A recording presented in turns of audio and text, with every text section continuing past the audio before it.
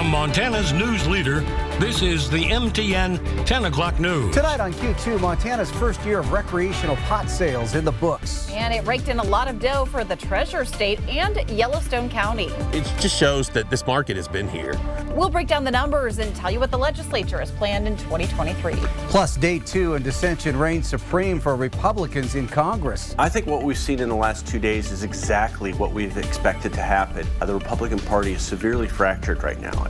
After a historical House vote, House Speaker leadership remains up in the air, with Montana's Matt Rosendale playing a major role. Plus, left hanging. Came back the week before Christmas, sold a bunch of gift certificates, thousands of dollars worth of gift certificates, and then fled the state. A Billings tattoo parlor skips town, leaving some of its customers out of thousands of dollars. The MTN News starts right now.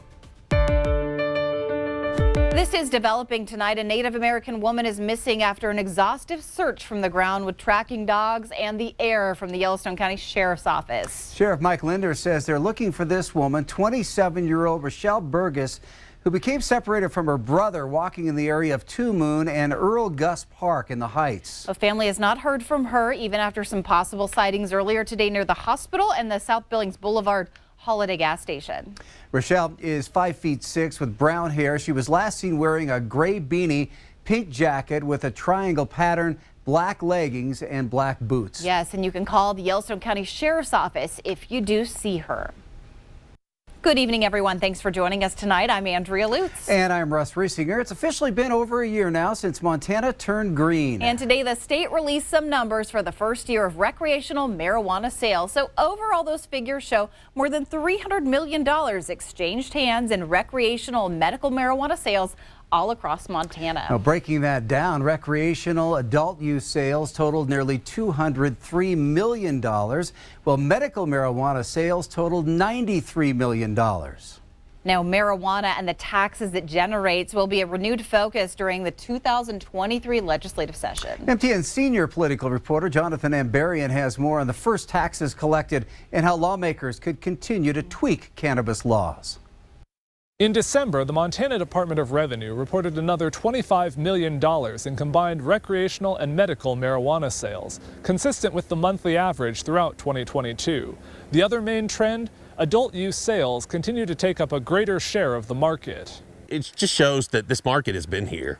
I think that that's what we see, is that we've taken from the black market so much and put it into the white market, the legitimate market, as it were, with licensed producers, a very safe product. Pepper Peterson, CEO of the Montana Cannabis Guild, was one of the lead advocates in the 2020 campaign to legalize recreational marijuana. He says they expected $260 to $280 million in total sales the first year, and the $300 million total for 2022 was well above that. I think that's representative of about 40 tons of product in the system in Montana, and that's all Montana grown and Montana processed and sold right here in state.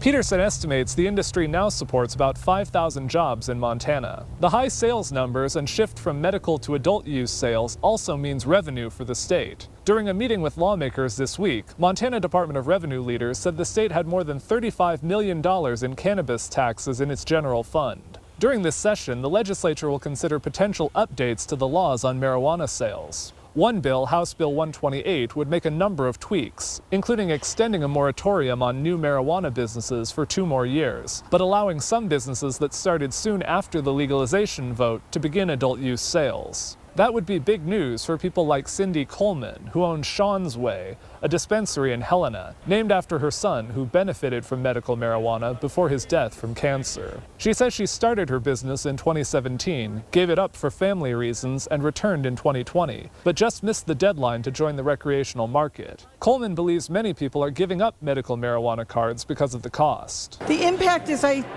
turned away at least 10 people a day. I can't help those people because they don't have medical marijuana cards. House Bill 128 was scheduled to have its first hearing next Tuesday, but that's now been delayed. Representative Joshua Kazmaier, the sponsor of the bill, says he now expects it to have a hearing possibly sometime the following week. In Helena, Jonathan Ambarian, MTN News. I wanted to know how big of a piece of the pie Yellowstone County added to that $300 million in revenue from pot sales. Turns out, month after month, our marijuana sales maintain roughly $4 million a month. It's a pretty good chunk of money for Montana's largest county, where pot remains a hot topic. Eventually, that ballot measure allowed voters to decide if pot should remain legal in the county. Of course, it passed. Well, now that money is making up some 17% of Montana's overall pot revenue, with over $50 million in pot sales coming out of Yellowstone County alone just in 2022. Routinely, the county pulling in $4 million every single month. February had the lowest revenue. That was about 3.9. And December, well, that had the highest with over $4.5 million. History is being made on the House floor as a deadlock over who will be the next Speaker of the House continues with failed vote after failed vote. Well, now there's been 6 votes, 3 each day, with no resolution in sight. And Montana Representative Matt Rosendale is right in the middle of it all. MTN's Jackie Coffin has been following it all day and has the story. The Republicans here in Montana, the delegation to the House, it's split. And that just shows you how fractured Republican Party is. Montana's 2 representatives are both voting on the country's next Speaker of House, but backing different leaders. Representative Ryan Zinke, a Republican to Montana's new House district, is backing Kevin McCarthy, a California Republican and House Minority Leader since 2019. Kevin McCarthy. Rosendale. Montana's incumbent Congressman Matt Rosendale is one of the 20 Republicans firmly digging in their heels against Kevin McCarthy. Rosendale declined an interview with MTN but has been appearing on conservative national media outlets. He explained his decision on Newsmax Tuesday. We gave Kevin McCarthy an opportunity over the last 2 years to demonstrate leadership skills, and he failed. He took a knee. 3 votes were held Tuesday as Congress convened. After 3 failed attempts to elect a speaker, voting began again on Wednesday morning with 3 more votes, all with the same outcome. No member-elect having received the majority of the votes cast, a speaker has not been elected. The Wednesday votes keep breaking down the same. I think what we've seen in the last 2 days is exactly what we've expected to happen. I think this is largely due to the fact that the Republican Party is severely fractured right now. Pope believes the internal rift around McCarthy stems from his relationship with former President Donald Trump. We have moderate Republicans who don't like McCarthy for the speaker because of his connection to Trump. We have far-right Republicans who don't like McCarthy because of his connection to Trump. We have far-right Republicans who love McCarthy because of his connection to Trump. So it is a mixed bag of support. I don't really know where they're going to go from here. In Billings, Jackie Coffin, MTN News.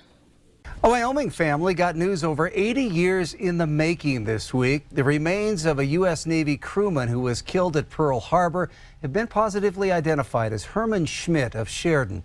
Schmidt was one of 2,400 Americans who lost their lives in that attack. He'd been on the USS Oklahoma at the time that it was sunk, and now more than 80 years afterwards, his remains were identified using dental, genealogical, and anthropological analysis by the Defense POW MIA Accounting Agency.